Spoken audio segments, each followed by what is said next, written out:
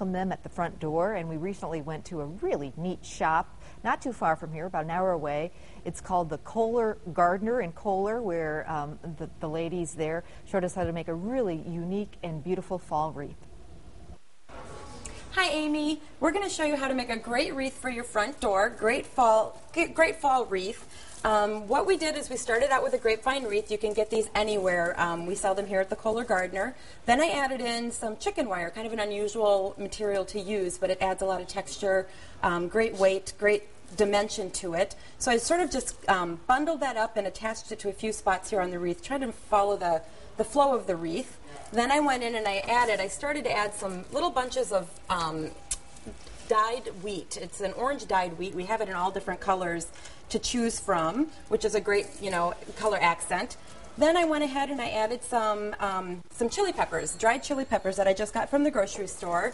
So I started adding those, and I'm just going to go ahead and add a few more here. And this is sort of, I'm not going to do a traditional round wreath where you're just going to be going completely around the wreath. I'm going to sort of do it in groups and in clumps.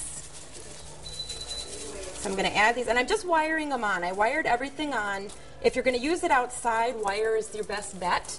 A lot of times you can use a hot glue, but sometimes if you have it on a door that gets too much sun, sometimes that glue will melt, and then you'll lose your wreath.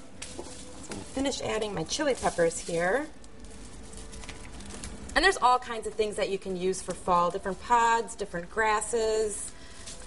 Be creative. See what you have in your closet, see what you have at the grocery store. Can be pretty inexpensive. And next I'm going to go ahead and I have some artichokes. And I guess I have a good trick to attaching artichokes to a wreath. I have these wooden dowels with a wire attached to them, and you're going to put them into the base of the artichoke at an angle. So they go in at an angle so they're not going to pull out easy. And then I'm going to put 2 of them in there, sort of crisscrossed. And then you have 2 wires to work with. So then you're going to attach these sort of to your heaviest part of the wreath. You don't want them too at the wispy part because they may fall off because they're pretty heavy. So I've added 3 artichokes, and like I said, I wanted them sort of closer to the wreath, weighted down, so that creates more of the mass towards the center. Then I started adding some great sunflowers here, and everything that I'm adding on this wreath, they are fresh products as far as the artichokes and the sunflowers, but they will dry, so you don't have to worry about that, which is great. So it's nice to make this if you're going to have a great party or have people over for dinner, because it's a nice fresh wreath to put on your door, but then it will dry, and you can have it up all season.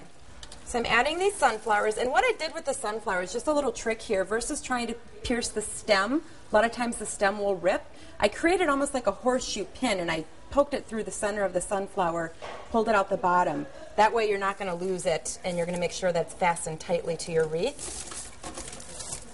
So I'm going to wire these on. It's a great color accent. Sunflowers are great for fall.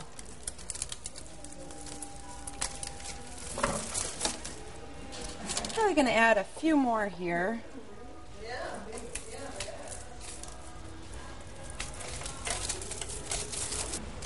Then I have some other things like hydrangeas. I have yarrow that I'm going to add. Another unconventional item is garlic, fresh garlic, just to add sort of that harvest feel to it that I'm going to add in there. And then I have these they're artificial moss stones, which adds another great texture that I'm going to be adding in there. So it's going to have sort of that harvest feel with some great fresh products, dried products like the peppers and the garlic. It's going to smell good too.